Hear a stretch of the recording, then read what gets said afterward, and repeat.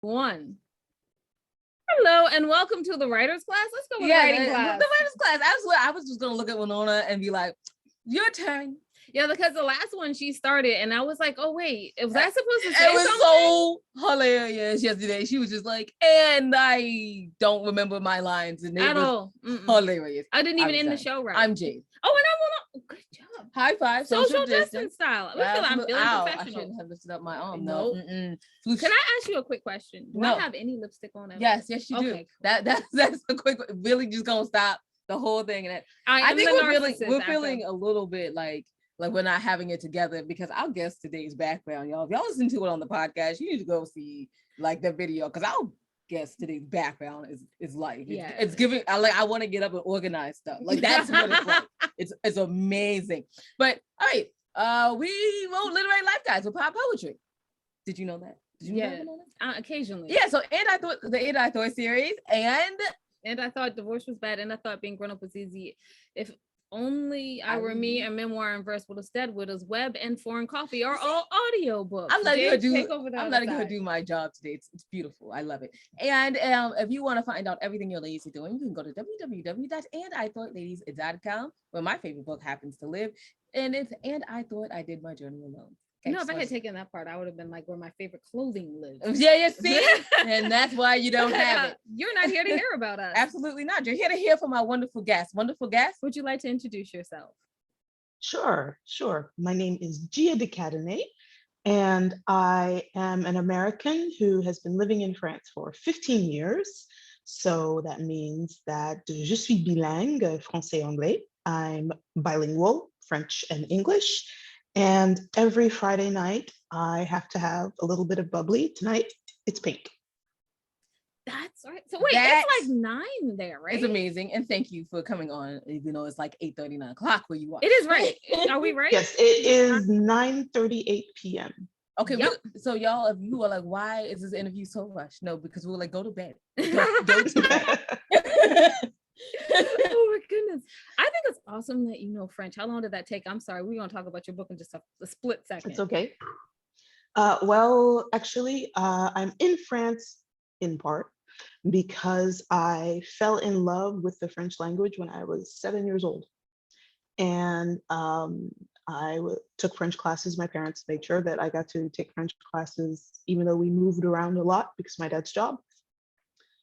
So I took French classes on and off from 7 until I was about, until I was about 14. Because of the moving, I had to stop. And then I did not, however, shut up about coming to France until I had the chance when I was 21 with my undergrad program. And when I had the chance, my parents were like, just go, for the love of God, please shut up and go. So I came for a study abroad program that was 6 weeks long, and I absolutely loved it and absolutely hated it. Really bad culture shock. So then I came back to the States, and I was like, okay, cool, I did it, great. Can say I did it, it's done. Finished my undergrad, got a job. Everything was going great. And then there was still this like desire to come back. And so I said, all right, you know what? I'll go. I always wanted to get a master's, but I didn't know in what. And I was working in politics at the time in Florida. And I said, okay, I'll go talk to my boss. I was like, I have to do this. I found a master's program in politics. I said, okay, I'll go get an American master's, come back. He's like, hold your job for you, go do your thing, get your program, come back, everything will be cool. So I came back, but then I met somebody. And 15 years later, I'm still here. So I had the base, I had like some French, but living here, you sink or swim in terms of the language. So that's why I'm bilingual. Definitely. Wow, that is like an amazing story, and I feel like I could be like, and where's your website, and be done. What? That's amazing. Oh my goodness. Okay, but we do have to talk about let's talk about your coming books. Up. So what is the title? What is the title? The title of my book that's coming out in January is Getting His Game Back. And why do I keep reading that this is a real relationship romance? Well, it's I was gonna say something like cheesy, like Say the cheesy thing. Well, I do it. Well, every romance novel is about two people who every author tries to make their people as real as possible. But the thing is, yeah, it's a romance, but my goal was to have these two people go through a process of growth on their own. Yes, they are falling in love, but they are going through something within themselves. So Khalil, the hero, is battling depression. Before the book starts, the previous year, he had gone through a bout of depression, but he thought, okay, handled, got it, it's over. But he is seeing a therapist to try and, finish dealing with that. Vanessa, she's got her life together, everything's cool, everything's fine. No, she's got it, she's fine. But she's running her own company. She doesn't have time for men. Who's got time for men? She's not even looking for anything. But she meets this guy, and she has a list of what she needs in a man. This guy's not on the list. He checks most of the boxes, but there's one glaring problem. He's not Black. And so that automatically moves him out of the way. So what Vanessa ends up having to deal with is, well, how am I going to get past the fact of a man who isn't Black? She's been through way too many issues, way too many times of being othered. And any Black woman knows what it's like to go through life being treated as the other, being treated as a thing, being made into, no matter what you are, you're no longer a human being. At some point, no matter what level you reach, no matter how powerful you are, no matter the accolades you have, there's always someone, something, some little microaggression to remind you, you don't belong, to remind you that you're different, something's wrong with you. You don't belong in the space that you're in, no matter what space that is. And the last thing she's gonna do is invite that into her love life? Come on. But Khalil's operating in all of these Black spaces, and Khalil is North African and French. Khalil's operating in all of these Black spaces with no problems whatsoever. He's accepted in all of these Black spaces. That throws Vanessa for a loop. Khalil is accepted. But he's not trying. He's not putting on a show. He's not pretending to be something he's not.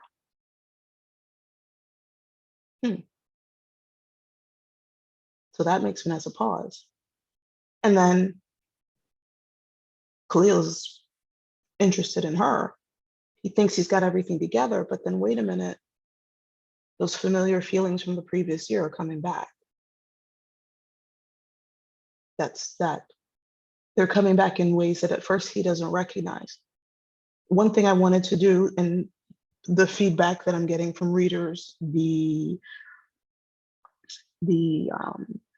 reviews, Publishers Weekly has even said that I've handled it well, is that I've worked really hard to show that men's mental health shows up in ways that, especially concerning depression, shows up in ways that maybe we don't recognize at first as depression.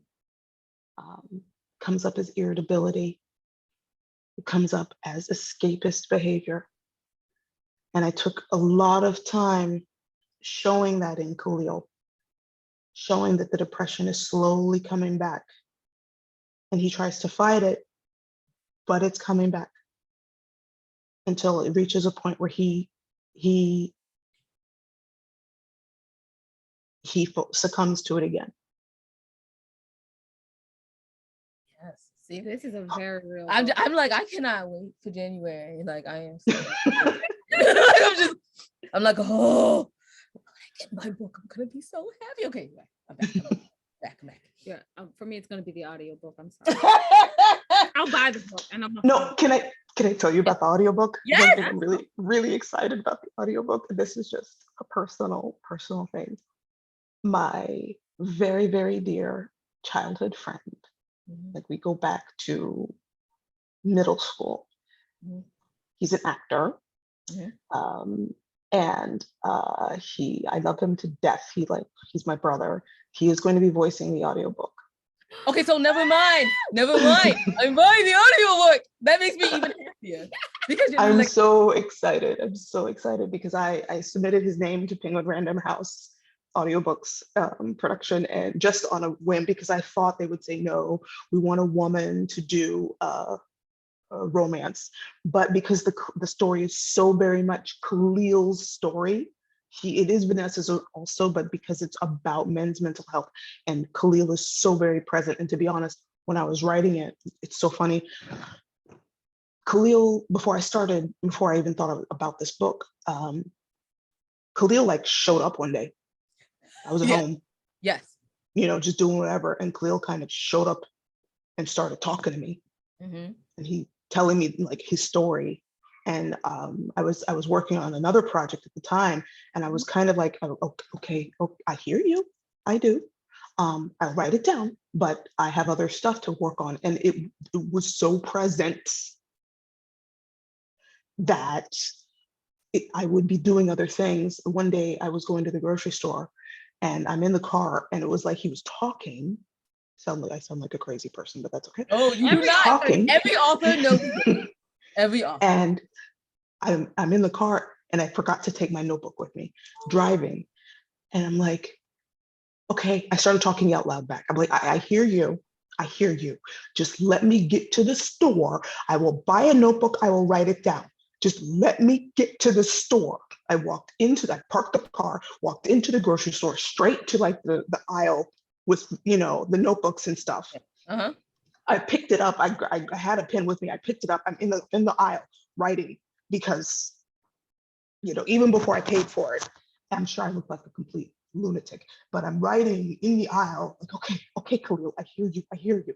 So he is so present in the story that I said, all right, so I'll tell Penguin Random House about my friend Jonathan, and maybe they'll ask him. So they did. And so I'm getting these emails from the Penguin Random House producer later on. We're going to get in touch with your friend Jonathan and see if he wants to do this. And I was like, okay, that's great.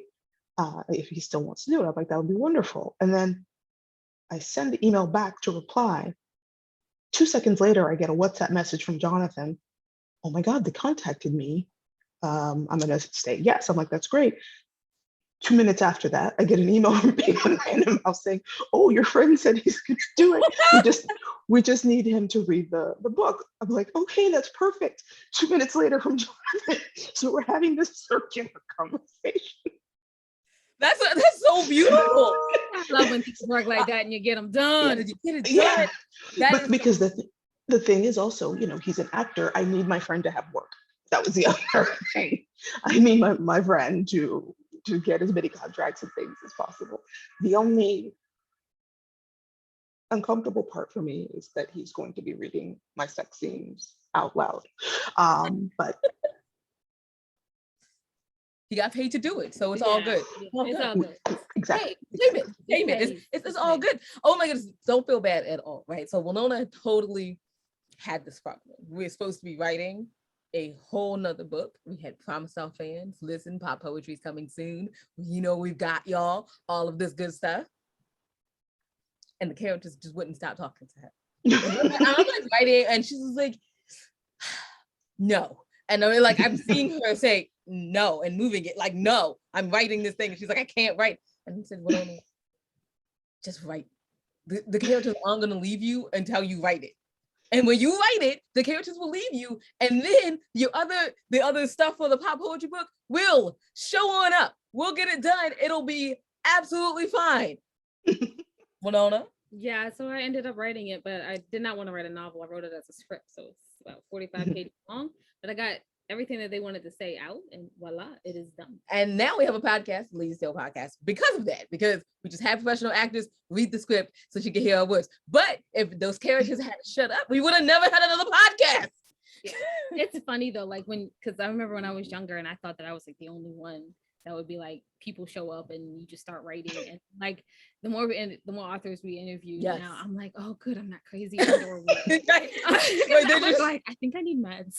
They won't. I mean, that's a bad thing, but it was just simply that they just show up one day and she's just like, won't shut up. I'm like, because you need to write them. They won't shut up. I'm like, because they have a story to tell you and they're telling you a story. So write the story, okay? Just write it. This is what writers do, I think. I don't know. I didn't know at that point. I was a kid, but I was like, I think. Anyway, so can you tell us about how you got your literary agent and your publishing deal? People are gonna want to know that. Actually, I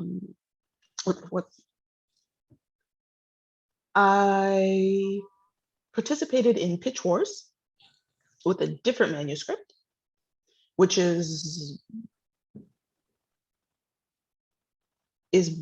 the second book in my 2-book deal with Penguin Random House. So I wrote that one first, which is the story of Kareem, who is Khalil's twin brother. So I wrote that, and it was a hot mess. Friends of mine who read it, I can barely look them in the eye. They are still my friends, but that is a miracle. So I participated in PitchWars. That thankfully fixed that one. And then I had no agent requests. Well, I had some requests, but no bites, I did not get an agent out of PitchWars, but I continued to query. Then I participated in DivPit, I think, on Twitter. And I had some requests from that. And then one agent requested. And so that was like a year later. So it took a long time after. And then that agent, that's how I got my agent, was through DivPit. So participating in pitch contests worked out for me. But I had queried for a long time before PitchWars. And then there was another year. Yeah, I queried at least for 2 years before I participated in PitchWars. And then another year after that. And so it was a pitch contest that got me my agent, and my agent was brand new. She didn't tell me at the time, but I was her first client. Oh, nice ambition! You have the new one. Yes, ambition. That's exciting. That's exciting. And something that I did before I participated in PitchWars, I made a list of all of the descriptions of my perfect reader or my target market, likes and dislikes, age, like anything. Would they have a passport? What would their education level be? What would they do on the weekends? Things like that. And as it turned out, my agent fit almost all of the characteristics on that list. So when I was pitching, I didn't realize that, of course, but it was after talking to her later on. She was in my target market. So she was the one who was best capable of cheering for my story and promoting my story, because she was the sort of person who would buy it. So what I would say almost to querying authors would be, keep in mind that the person you want to pitch to or to query is someone you want who can champion your book, because they are the sort of person who would want to read it. Maybe keep that in mind if you can. Just imagine your perfect reader and imagine that that's the sort of person you want to be your agent. And of course, if the person looks like you, it doesn't hurt. Like if they share commonalities with you, because I feel like my agent, because she is a Black woman, she is going to behave or have a mindset that is going to protect me and my interests in a way that is different from what a white man would do. Or he's not going to see things that in a contract that may not protect me the way she does, or look out for me exactly the same way, not out of malice or lack of concern, but just she's going to identify things or think of things differently. Well, that is a very interesting tidbit, y'all. Yeah. I especially love the part about making your target list of target reader. Yeah. Wow, that down to the great. Passport. Down to the passport. I was like, yeah, that's down in there. Down in there. I learned very much. I got that from someone who was writing books to promote her own business. Mm-hmm.